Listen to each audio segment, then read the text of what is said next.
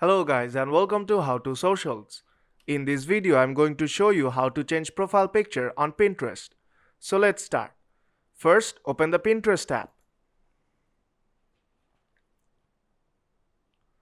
On the home page you will see a lot of pins if you scroll down. And you will also see a menu bar at the bottom of the screen, where on the right hand side you will see your profile icon.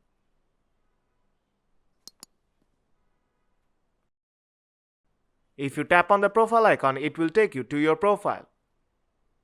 Here you can see that I don't have any profile picture right now. So I'll just tap on the profile icon and then tap on change profile picture. You can also download pin code from here. You can directly take a photo or choose from your gallery. I'll select a photo from my gallery. Now I'll just quickly select my profile picture.